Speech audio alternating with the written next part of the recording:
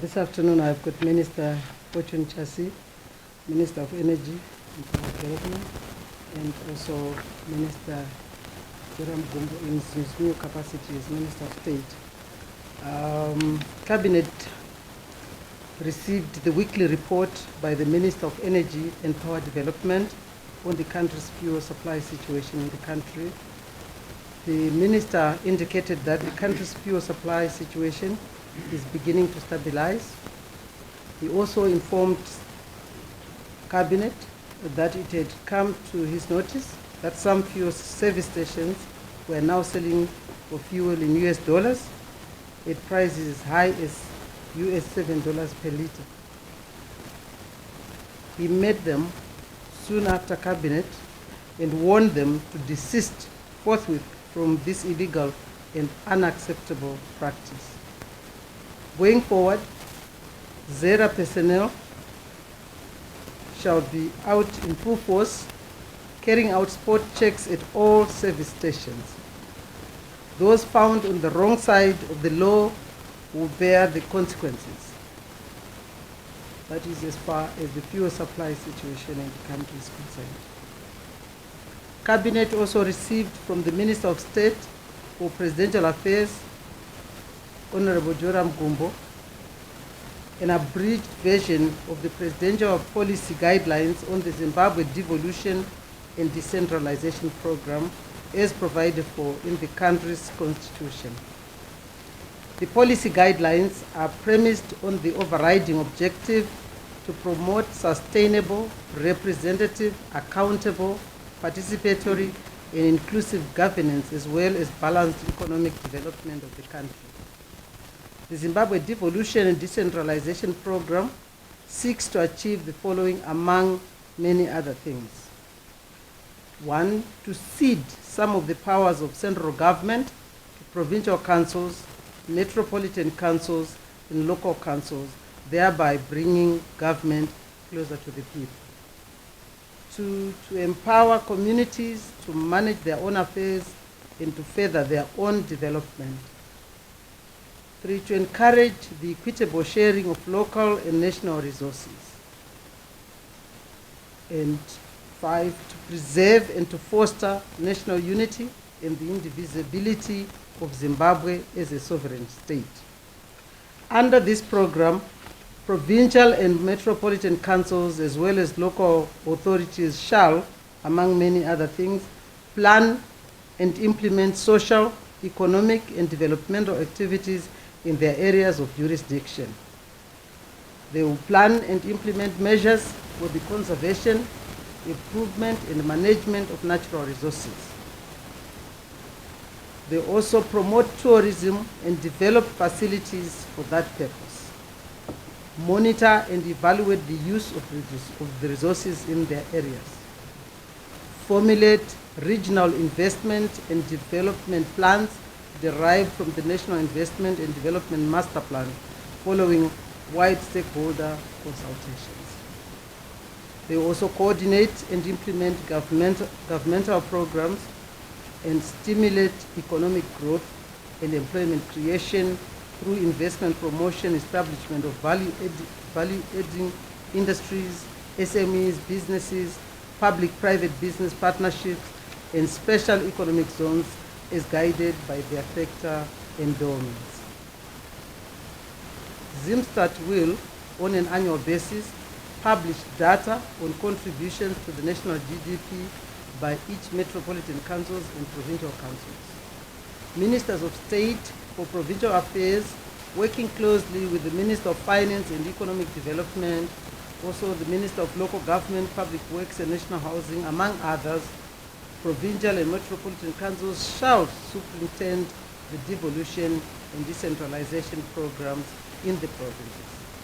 The aim is to emerge with a devolution framework that positions the state as a whole to respond better and faster to the demands of efficient service delivery, inclusive and balanced development, democracy,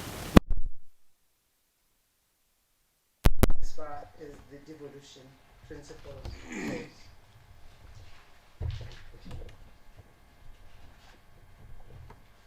Cabinet also considered and approved interim arrangements to streamline and improve procurement procedures for partially privatized companies as presented by the Minister of Finance and Economic Development, Honorable Mtuli. The proposed measures arose from the challenges currently being experienced by state enterprises and parastatals, as well as government departments and agencies in instances where the need to urgently procure goods and services is of essence. In order to facilitate the timely execution of national projects by such entities, Cabinet therefore approved the interim exemption arrangements, which will enable commercialized government companies to effectively compete on the same footing as private industry players in terms of their procurement activities. Highlights of the measures include the following. The requirement that expressions of interest be advertised only for sums above US 50,000 in respect of engagement of individual consultants and US 200,000 for consulting firms.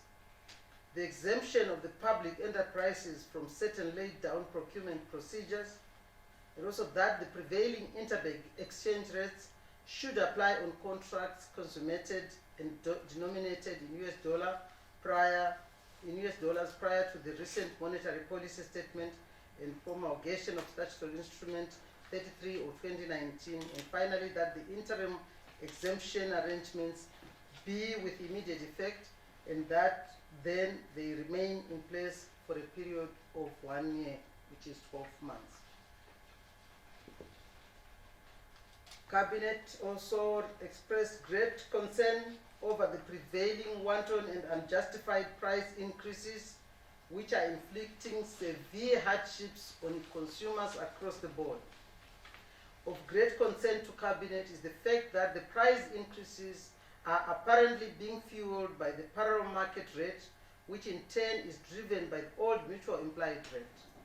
This is obviously a defective premise on which to predicate prices, since the implied rate is driven by factors exclusively applicable to shares, which do not therefore apply to the pricing of ordinary goods and services.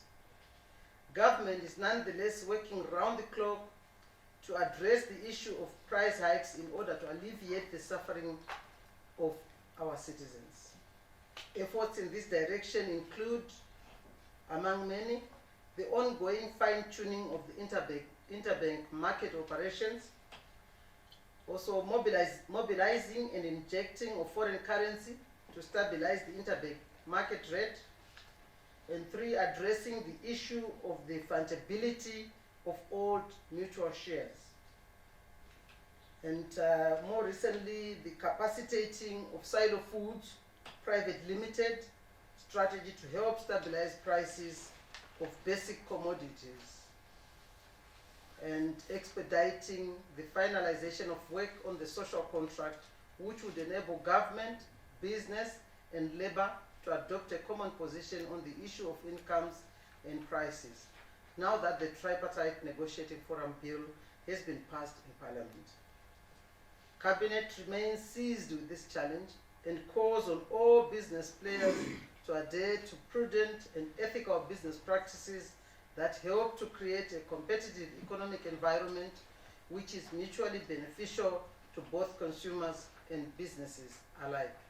That is so brief for the 18th meeting decision matrix, I think. Thank you, Honorable Minister, for that clear submission of what was deliberated on and decided on in Cabinet.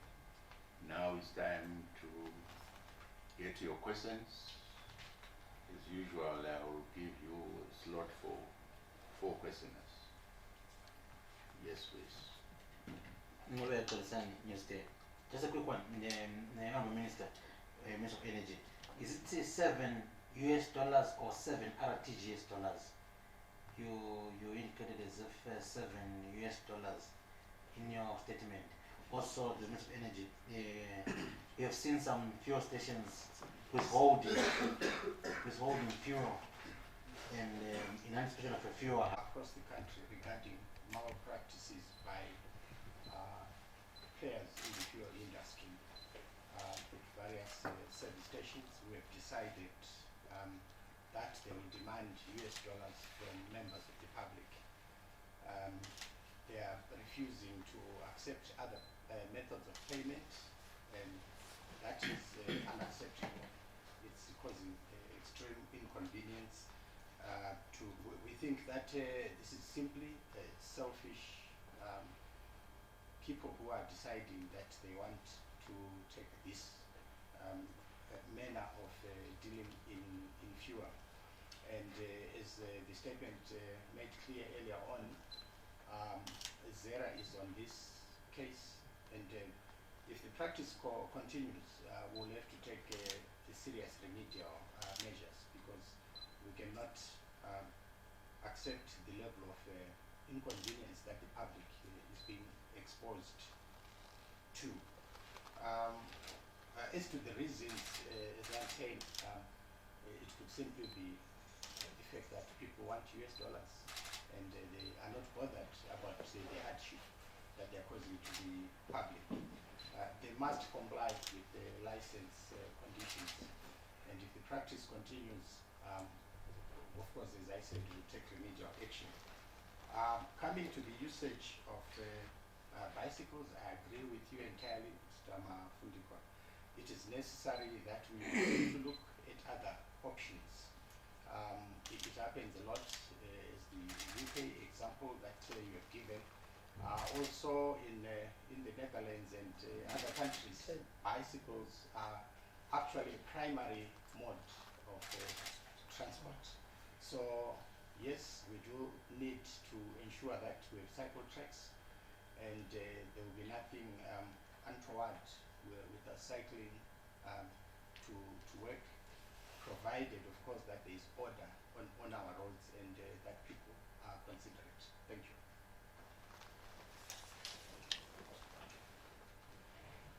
You just didn't want to comment about ministers, actually. The first one, anybody to think that the young people on the streets without their shoes are the ones who are driving the parallel market. Right. I would think it's time for all of us to interrogate who exactly is determining the exchange rate in this country. It's certainly not the RBZ government, certainly not the Minister of Finance. And so the question is, for activity, what kind of economic activities in this country would justify a high rate of 100% almost in a week? What kind of economic activities are happening in our country? So that is critical. We need to interrogate who is pushing the rate.